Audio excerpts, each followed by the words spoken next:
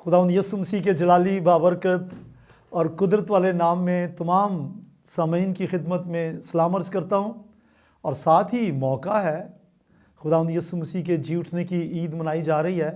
आप सबको ईद क़यामतुल मसीह मुबारक हो।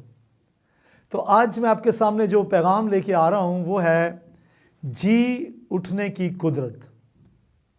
मेरा टॉपिक है जी उठने की कुदरत सब कुछ बदल देती है। The resurrection power of Jesus Christ changes everything. तो आइए एक जो मतन बाइबल मुकद्दस में से तिलावत करते हैं। मुकद्दस मत्ती की मार्फत लिखी गई इंजील मुकद्दस, उसका 28वां बाब 5वीं आयत से 7वीं आयत तक। फरिश्ता ने औरतों से कहा, तुम ना डरो, क्योंकि मैं जानता हूं कि तुम यीशु को ढूंढती हो जो मसलूब हुआ था। वो यहाँ नहीं है, क्योंकि अपने कहने के मुताबिक जी उठा है। आओ ये जगह देखो जहाँ खुदावंद पड़ा था, और जल्द जाकर उसके शागिर्दों से कहो कि वो मुर्दों में से जी उठा है। Hallelujah, praise the Lord. तो मेरा टॉपिक है कि जी उठने की कुदरत। अब मैं इस बात को तो साबित करने की इस वक्त कोशिश नहीं करूंगा कि वो वाकई जी उठा, लेकिन एक जुमला कहना चाहता हूं कि ये नाकाबिले तरदीद हकीकत है, तारीख का एक सच्चा और काबिले तस्दीक मुस्तनिद वाक़या है कि यीशु मसीह फिल वाक़या मुर्दों में से जी उठा। और ना सिर्फ उस वक्त जी उठा, आज भी वो जिंदा है। और उसने मरने के बाद जब वो जी उठा तो कहा, ऐ मौत तेरी फतह कहाँ गई और ऐ मौत तेरा डांग कहाँ गया। यीशु मसीह ने मौत पर फतह पाई और वो जिंदा है और अब्दुल्लाबाद तक जिंदा रहेगा। मौत और आलम अरवा की कुंजियाँ उसके पास हैं और आज वो अपने लोगों के दिलों में भी जिंदा है। Praise the lord, hallelujah. तो आइए उन्वान की तरफ चलते हैं। Power of resurrection changes everything. तो मेरे सामने चंद औरतें हैं जिनके सबके तो नाम मालूम नहीं है, लेकिन एक दो नाम आप सुन लेंगे बाइबल में से। ये औरतें जो हैं ये कैसे यकसर बदल गईं। जी उठने की कुदरत ने इन्हें यकसर बदल के रख दिया। ये देखने गई थी कब्र को। अब कब्र को वो इस गर्ज से देखने नहीं गई कि जाएंगी तो यीशु मसीह जी उठा होगा और हम खाली कब्र को देखने जा रही हैं। वो इस ईमान पर नहीं गई। यीशु मसीह ने कहा था कि मैं जी उठूंगा, लेकिन ये भूल चुकी हैं, नाउमीदी में है, परेशान है। और उनका एक दोस्त, उनका एक अजीज, उनका नजात दहिंदा, उनके गुनाहों का मदावा उनके ख्याल में मर चुका है और फिर नहीं जी उठने का। तो ये औरतें जो है अकीदत के लिए कब्र पर गईं और दस्तूर के मुआफिक वो डेड बॉडी को जो मसाला जात लगाते हैं वो अपने साथ लेकर गईं। उनका ईमान ये नहीं था कि वो जी उठा है। वो कब्र पर गईं नाउमीदी की हालत में। अब देखिए वो औरतें जो नाउमीदी में हैं, जिनका ये ईमान नहीं है कि यीशु मसीह जी उठा, कैसे उनकी जिंदगियां बदल गईं। आइए देखते हैं।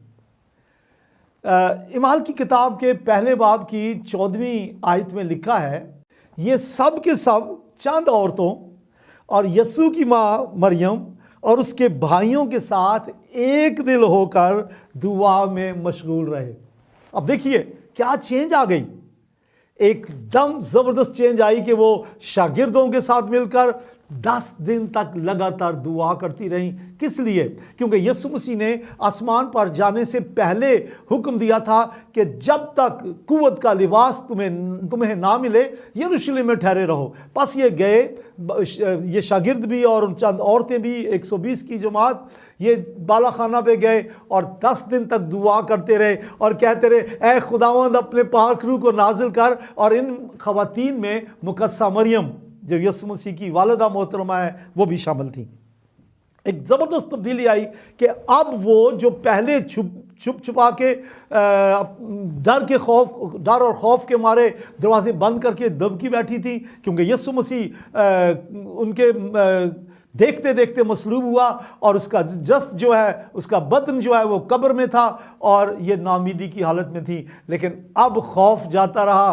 दिलेरी के साथ ईद पेंतिकोस्त के दिन ये दुआ में ठहरी थी और 10 दिन दुआ करती रहीं। और जब ईद पेंतिकोस्त का दिन आया, रूह कुद्स बड़ी कुदरत से नाजिल हुआ और ये औरतें और जितनी जमात थी एक नई कुदरत लेके निकली। बोलिए हालेलुया, प्रेज द लॉर्ड।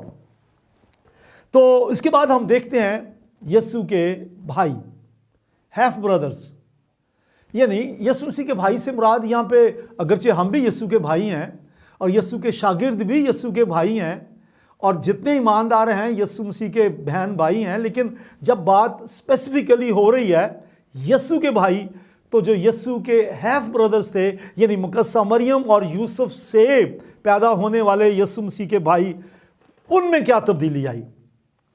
उनमें तब्दीली ये आई कि ये अगरचे मुकद्दसा मरियम के फर्जंद हैं, यूसुफ के फर्जंद हैं और यीशु मसीह उनके साथ रहता है, इसके बावजूद वो यीशु पर ईमान नहीं लाए थे।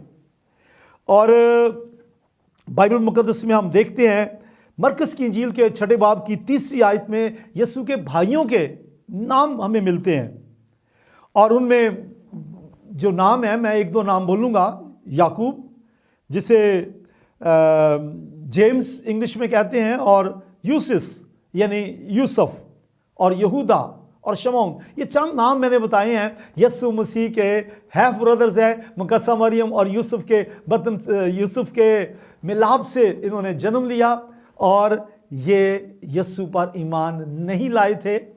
और यूहन्ना की इंजील के 7वें बाब की 5वीं आयत में वाज़ेह तौर से लिखा है कि उसके भाई उस पर ईमान नहीं लाए थे।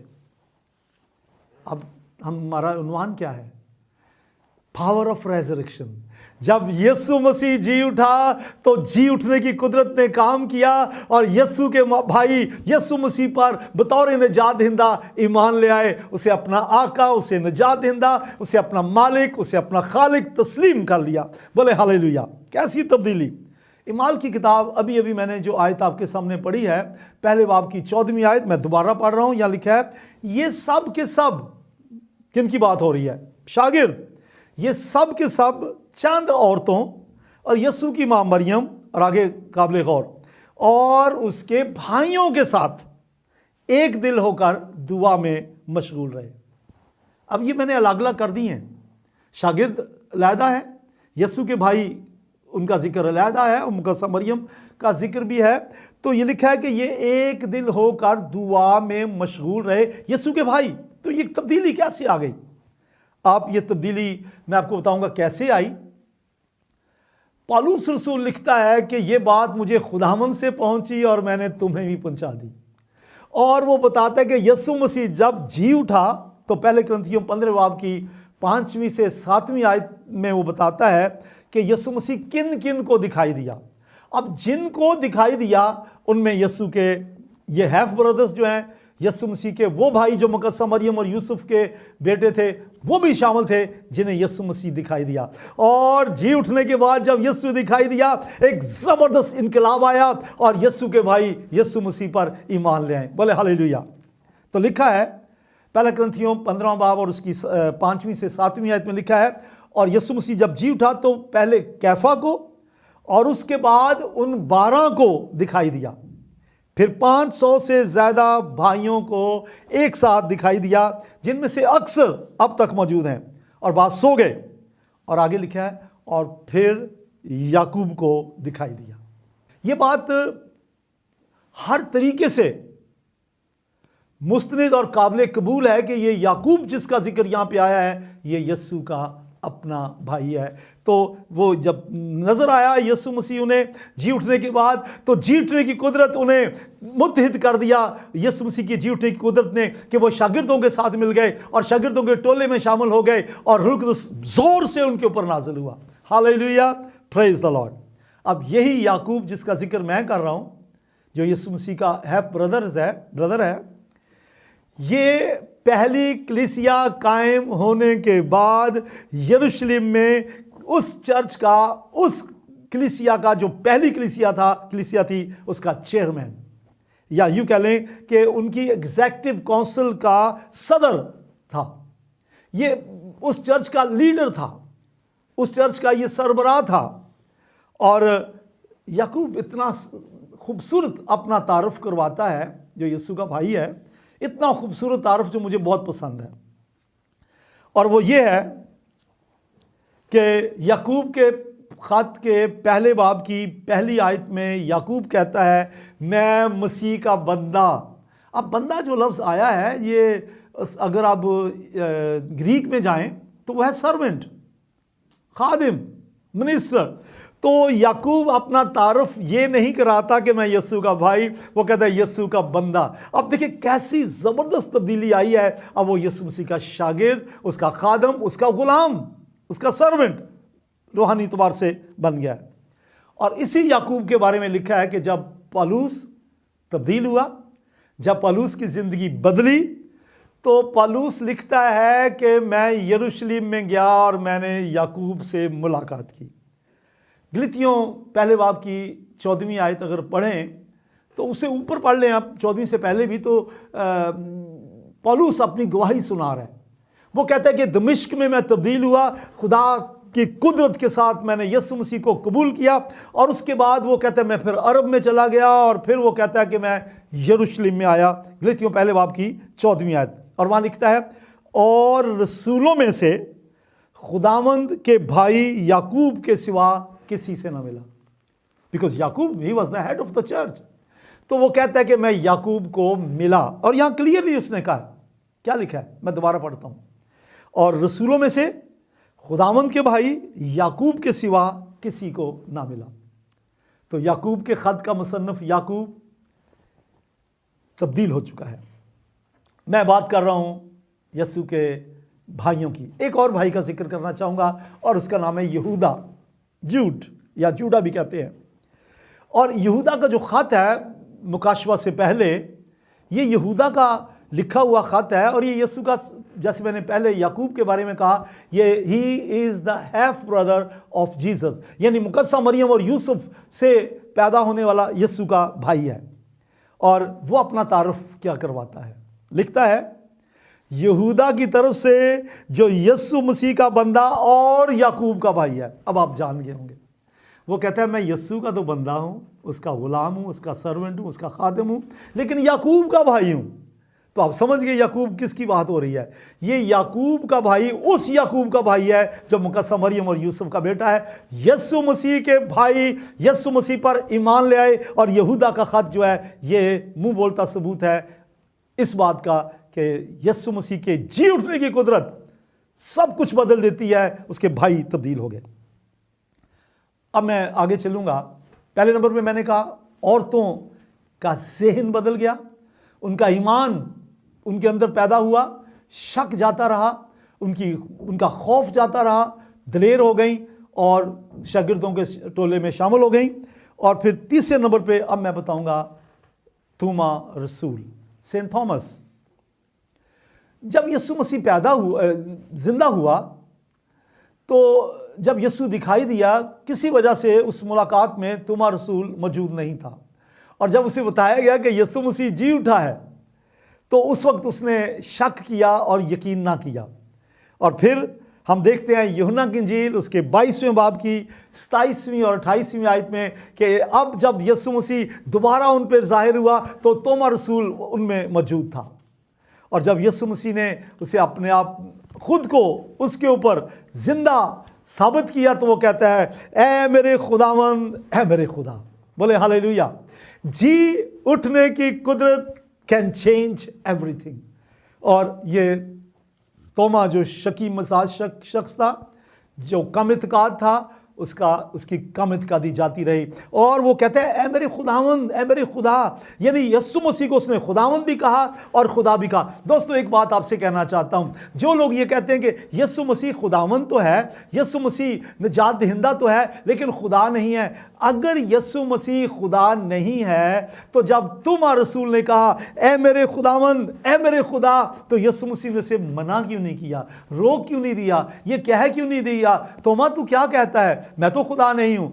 यीशु मसीह खुदा है। बोले हालेलुया, प्रेज द लॉर्ड। तोमा रसूल चेंज हो गया। और फिर इरशाद आज़म को लेकर जो मत्ती की इंजील के 28वें बाब में भी है और मरकस के आखिरी बाब में भी है, यीशु ने शागिर्दों को एक इरशाद दिया था, ग्रेट कमीशन दिया था, जाओ सारी खल्क में जाकर इंजील की मुनादी करो, जाओ तमाम कौमों में जाके लोगों को शागिर्द बनाओ। तो जब ये हुक्म यीशु का सुना तो तोमा रसूल ने इस हुक्म को ले लिया और वो मुनादी करते करते इंडिया तक पहुंच गया, हिंदुस्तान तक पहुंच गया, टेक्सला में आया, चेन्नई के मौजूदा जो चेन्नई का इलाका है यहाँ चला गया और कलीसियाएं कायम की। बोले हालेलुया, प्रेज द लॉर्ड। एक ऐसा शख्स जो कम इत्काद था, उसकी कम इत्कादी जाती रही, एक ज़बरदस्त खादम बना, ज़बरदस्त सूरमा बना और फिर हिंदुस्तान में ही यीशु मसीह के लिए शहीद हुआ।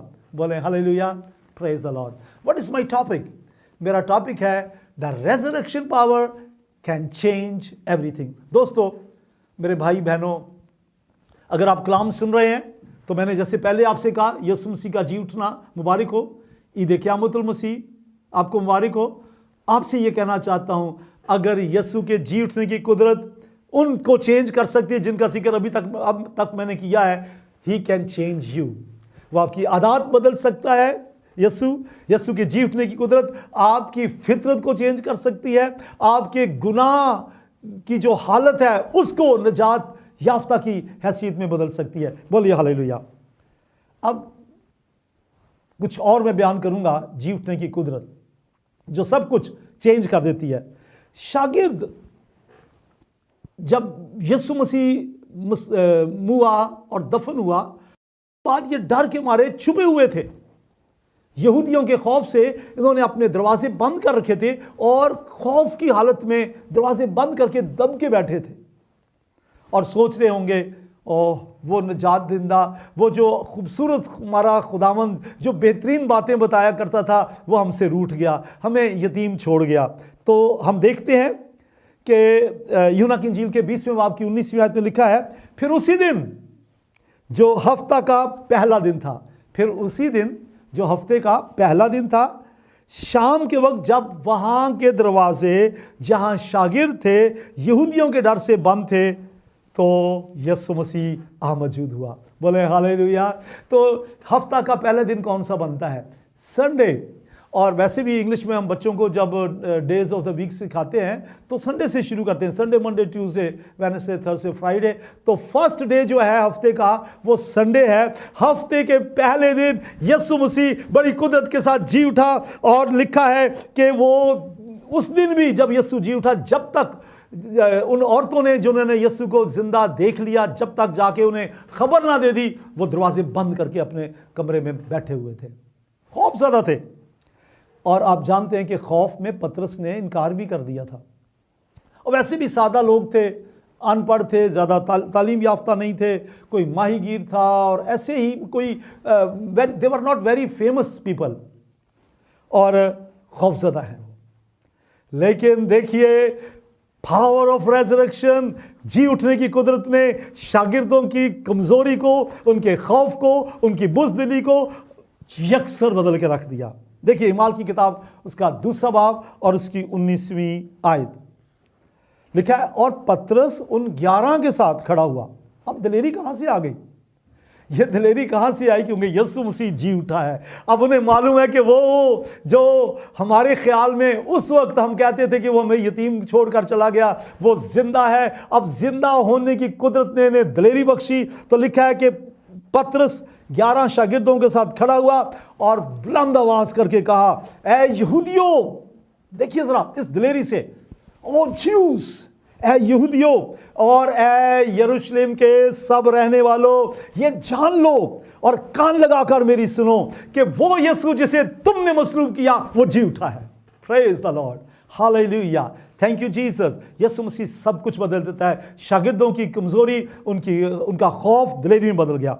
और पतरस इतना खूबसूरत जवाब देता है इमाल की किताब के 4 बाब की 12वीं और 13वीं आयत में। वो शरा के आलमों को और मजहबी अदालत के लोगों को जिन्होंने उन्हें तलब किया था, वो कहता है किसी दूसरे के वसीला से निजात नहीं, क्योंकि आसमान के तले ज़मीन के ऊपर कोई दूसरा नाम बख्शा नहीं गया जिसके वसीला से हम निजात पाएं। और जब उन्होंने पतरस और यूहन्ना की दिलेरी देखी और मालूम किया कि ये अनपढ़ हैं और नावाकिफ आदमी हैं, तो ताज्जुब किया। आप ताज्जुब तो करेंगे कि अनपढ़ भी हैं, नावाकिफ भी हैं, और इस कदर दिलेरी से आंखों में आंखें डाल के बड़े बड़े लीडर्स को कह रहे हैं, हम तुम्हें बता देना चाहते हैं यीशु मसीह वह ज़रिया नजात है, और कोई नाम बख्शा ही नहीं गया जिसे तुमने मसलूब किया, वो जिंदा है, आसमान पे है, निजात देंदा है, और सिर्फ वही नाम, एक नाम निजात का ज़रिया है। What a change. और इमाल की किताब के 17 बाब की 6ठी आयत में लिखा है कि जब पौलुस अपने मिशनरी सफ़र के दौरान था तो थस्सलुनीके के इलाके में था, तो वहाँ ये कहा गया कि वो लोग जिन्होंने जहान को बागी कर दिया है यहाँ भी आए हैं। इसका मतलब है शागिर्दों ने सब कुछ उल्ट पुलट के रख दिया, और बेशुमार लोग शागिर्दों की खिदमत की वसीला से मसीह पर ईमान लाए। अब मैं बताऊंगा और क्या हुआ।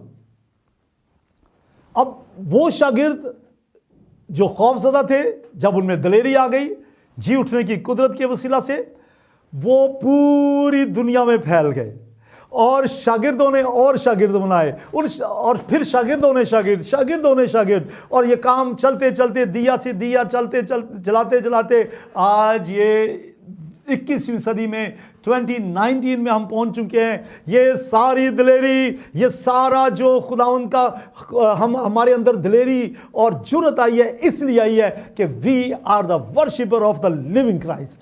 हम जिंदा खुदा की इबादत करने वाले हैं जो जिंदा है, जो मर गया था, जिसने कहा देख मैं मर गया था और जिंदा हूं, अब जरा बाद जिंदा रहूंगा। पूरी दुनिया में तब्दीली आ चुकी है। वर्ल्ड के किसी भी किनारे में चले जाएं, आपको दुनिया में सबसे ज्यादा ईमान लाने वाले वो मिलेंगे जो बाइबल पर ईमान लाते हैं। आपको सबसे ज्यादा वो लोग मिलेंगे जो यीशु मसीह की इस तालीम को मानते हैं कि यीशु मसीह मुआ, दफन हुआ और जी उठा और वापस आने वाला है। बोलिए हालेलुया। आपको यीशु मसीह का जी उठना मुबारक हो। तो जी उठने की कुदरत सब कुछ उल्ट पुलट के रख देती है। आगे चलूंगा। मौत फतह का लुकमा हो गई। जी उठने की कुदरत के सबब से मौत जिंदगी में बदल गई, मौत जिंदगी में बदल गई। और जो ही यीशु मसीह जी उठा, मत्ती की इंजील 27वां बाब उसकी 52 और 53 दो आयात, इनमें हम देखते हैं कि जैसे ही यीशु मसीह जी उठा तो कब्रें खुल गई। यीशु मसीह की मौत से ही, यीशु मसीह के तमाम हुआ कहने से ही क्या लिखा है, कब्रें खुल गई और बहुत से जिस्म उन मुकद्दसों के जो सो गए थे जी उठे। और यीशु के जी उठने के बाद मुकद्दस शहर में गए और बहुतों को दिखाई दिए। Praise the lord, hallelujah. मौत जिंदगी में बदल गई। ये एक तजर्बा था, ये यूं कह लें एक ट्रेलर था कि उस वक्त बहुत से मुकद्दसीन जी उठे जो सो गए थे, कब्रें खुल गई। ये ट्रेलर किस चीज़ का था? ये ट्रेलर था कि खुदावंद खुद आसमान से ललकार, मुकर्रब फरिश्ते की आवाज़ और खुदा के अंदर सिंगे के साथ उतर आएगा। तो वो जो मसीह में हुए करोड़ों बल्कि अरबों लोग जो कब्रों में होंगे, एकदम खुदा के जी उठने की, यीशु मसीह के जी उठने की कुदरत उन्हें बदल देगी और वो जी उठेंगे और हवा में उड़ के खुदावंद का इस्तकबाल करेंगे। ये उसका ट्रेलर था कि the power of resurrection can change everything. मुर्दे जी उठेंगे। हालेलुया। और एक और बात, जी उठने की कुदरत के वसीला से हम नई पैदाइश पाते हैं। अगर यीशु नहीं जी उठा तो हम किस बात पर ईमान लाएं? बेशुमार ऐसे लोग हैं जो अपनी जान दे देते हैं किसी ना किसी बात के लिए। और अगर हम यीशु को उन लोगों में शामिल कर लें जो सलीब पर चढ़े, और भी बहुत चढ़ते थे, और कई लोग तो अपनी जान दे देते हैं किसी अच्छे मकसद के लिए, तो हम उन्हें नेक शख्स तो कह सकते हैं। लेकिन यीशु मसीह का जी उठना जो है उसका एक मकसद था, और वो ये था कि वो लोग जो गुनाह में पड़े हुए हैं, आदम जो बाग एदन से निकाल दिया गया गुनाह के बायस, वो नई पैदाइश पाले। Hallelujah, praise the Lord. पहला पत्रस पहले बाब की 3री आयत में लिखा है, हमारे खुदावंद यीशु मसीह के खुदा बाप की हम्द हो जिसके यीशु मसीह के जी उठने के बाइस अपनी बड़ी रहमत से जिंदा उम्मीद के लिए नए सिरे से पैदा किया है। तो यीशु मसीह के जी उठने की वसीला से हम नई पैदाइश पा लेते हैं। आप कहेंगे नई पैदाइश क्या है? जी सुनिए, मैं अपने बाप के घर में पैदा हुआ, अपने माँ बाप के घर, और आप जो सुन रहे हैं आप भी अपने माँ बाप के घर पैदा हुए, लिहाजा आप अपने वालिद के साहबजादे हैं। आपके बाप का नाम कुछ भी हो सकता है। और दुनिया में रहते हुए हर शख्स अपने माँ बाप के घर में एक जो प्रोसेस है, तरीकाकार है, उस तरीके से पैदा होता है, और इसे हम कहते हैं पहली पैदाइश। लेकिन चूंकि इंसान आदम के गुनाह की वजह से बरगश्ता था, आदम के गुनाह की वजह से मर चुका था, रूहानी मौत, उसे नई पैदाइश चाहिए थी। लिहाजा यीशु मसीह के जी उठने की कुदरत के वसीला से आप नई पैदाइश पा सकते हैं। फ़क्त ये कहिए, ऐ प्यारे खुदावंद यीशु मसीह, तेरे जी उठने की कुदरत सब कुछ बदल देती है। आज रेज़रेक्शन संडे के मौके पे, आज क़यामतुल मसीह के मौके पे, ऐ खुदावंद मैं अपने गुनाहों की माफ़ी मांगता हूँ, मेरे गुनाह बख्श दे, मेरे दिल को अपने खून से धो के पाक कर दे। मैं ईमान लाता हूँ कि तू मुआ, दफन हुआ और जी उठा है, और तेरे मरने और जी उठने का मकसद ये था कि मैं नई पैदाइश पाऊँ। ऐ खुदावंद मुझे नई ज़िंदगी दे दे, नई पैदाइश पालूँ और तेरे घर में पैदा हो जाऊँ। बोले हालेलुया। और अगर यीशु मसीह जी उठा है तो फिर वाकया वो जी उठा है, तो उसके जी उठने का एक और भी मकसद है। आखिरी बात, वो लोग जो मसीह पर ईमान लाए अब तक, और यीशु मसीह के कलीसिया को आसमान पर ले जाने के दिन तक, रैप्चर के दिन तक, और वो लोग जो कब्र में होंगे उनकी कब्रें खुल जाएंगी।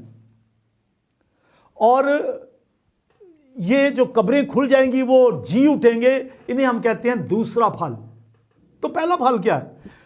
पहला फल मुर्दों में से जी उठने वालों में पहला फल यीशु मसीह है। देखिए पहला कुरिन्थियों उसका 15वां बाब और उसकी 20वीं आयत में लिखा है, लेकिन फिल वाकया मसीह मुर्दों में से जी उठा है, और जो सो गए हैं उनमें पहला फल मसीह, दूसरा फल मसीह के लोग, और ये उठा लिए जाएंगे, जिंदा हो जाएंगे।